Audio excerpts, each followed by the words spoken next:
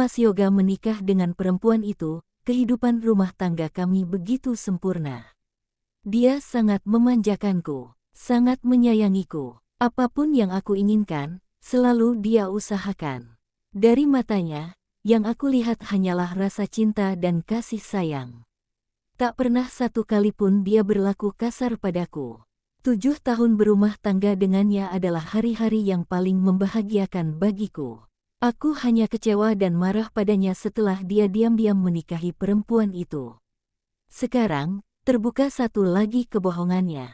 Dia tidak pernah mencintaiku, tidak pernah tulus menyayangiku. Semua itu hanyalah karena rasa bersalahnya pada kedua orang tuaku.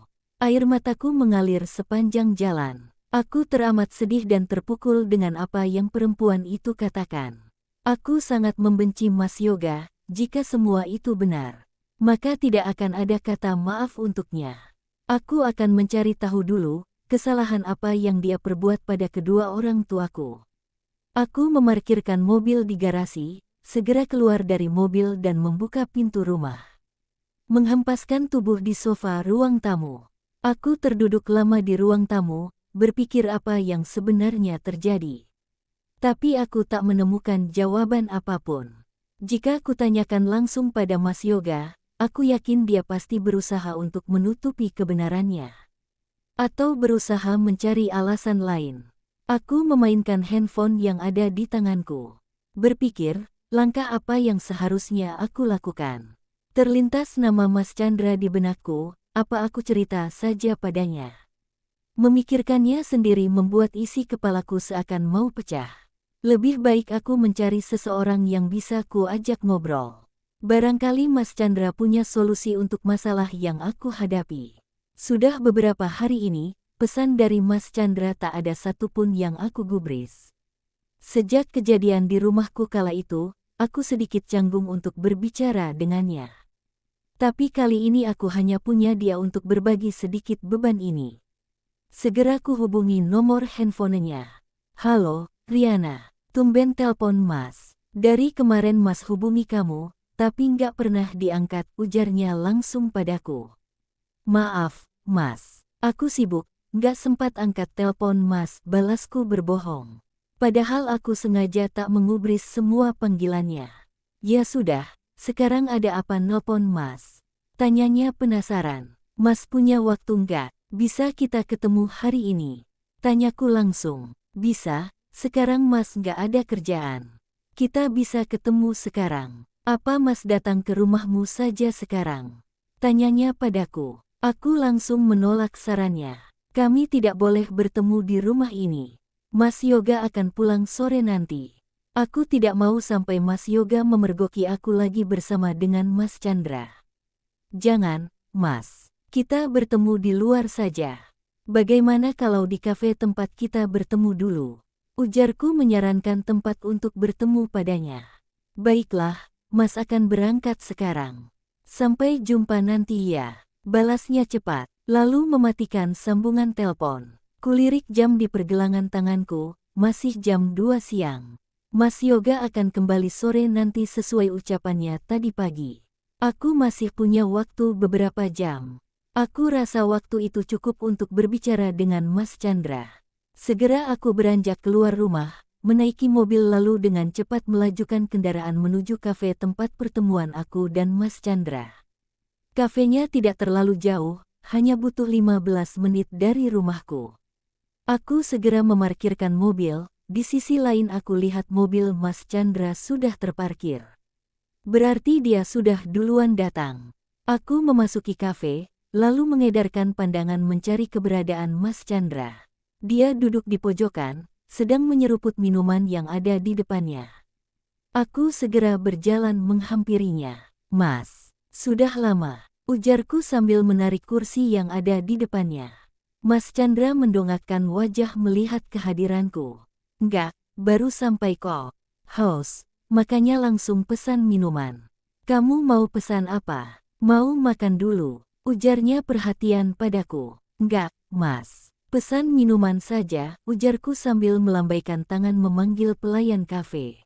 Pelayan kafe menghampiri tempat duduk kami, aku pun langsung memesan minuman yang aku mau. Pelayan segera pergi untuk membuatkan pesananku.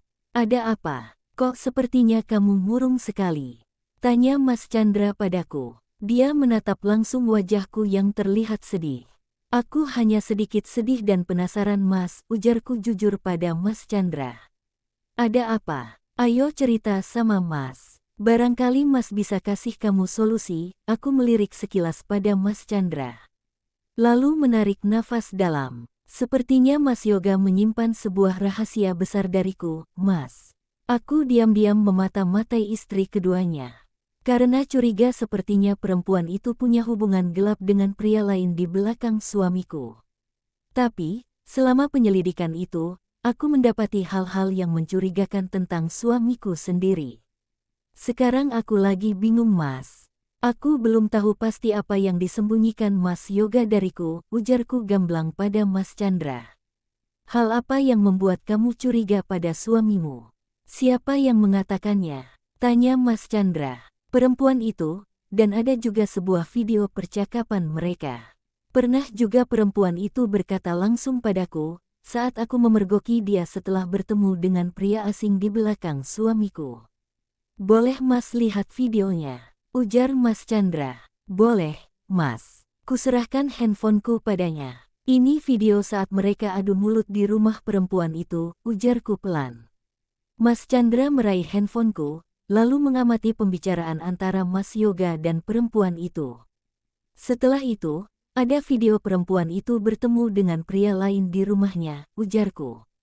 Mas Chandra masih terlihat fokus memperhatikan video itu.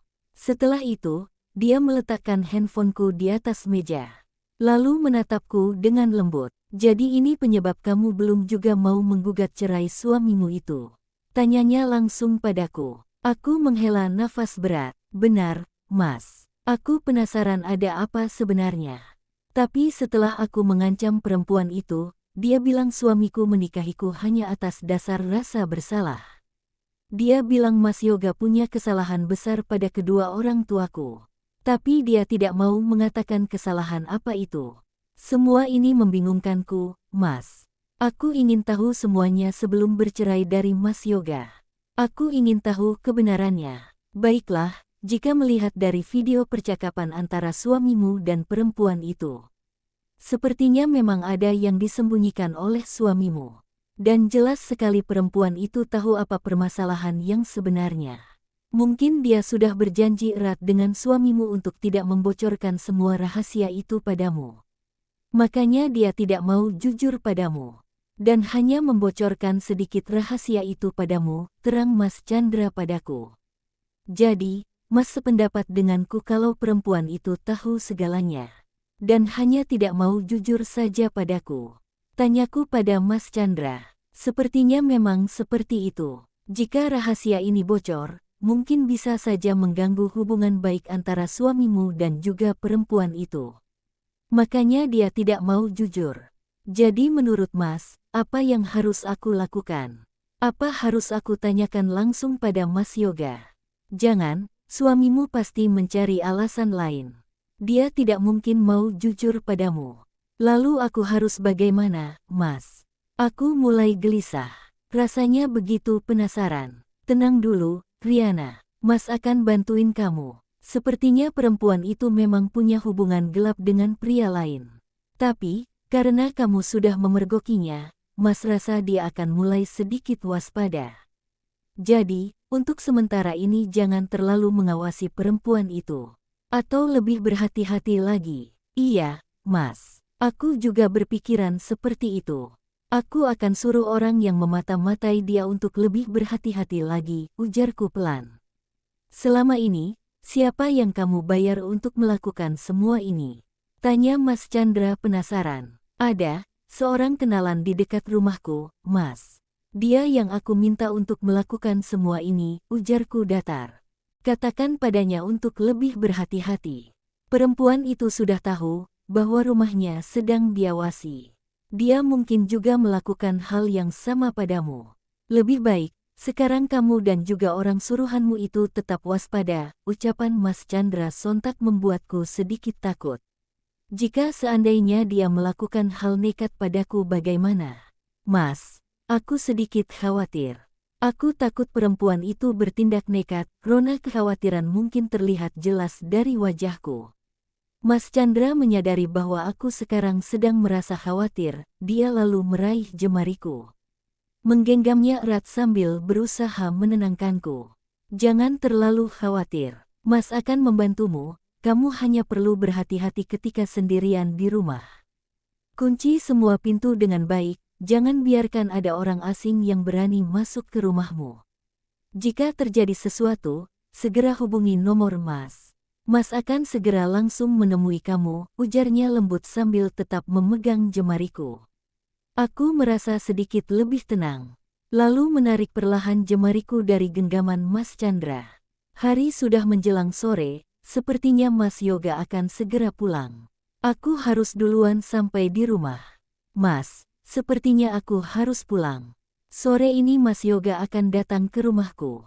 Aku harus duluan sampai ke rumah sebelum dirinya, ujarku meraih handphone dari atas meja lalu menyimpannya ke dalam tas. Baiklah, tapi jika terjadi sesuatu cepat-cepat hubungi Mas, oke? Baik, Mas. Aku akan segera menghubungi Mas jika ada hal mencurigakan terjadi, ujarku beranjak dari tempat duduk.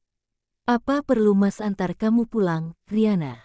Tanya Mas Chandra padaku. Tidak usah, Mas. Aku bawa mobil sendiri. Tidak usah khawatir, ujarku sambil melangkahkan kaki hendak menuju kasir. Riana, Mas saja yang bayar, sela Mas Chandra padaku saat aku hendak membayar tagihan minuman kami. Baiklah, terima kasih ya Mas. Setelah membayar minuman, kami berjalan beriringan keluar dari kafe. Mas Chandra mengantarku sampai ke pintu mobilku.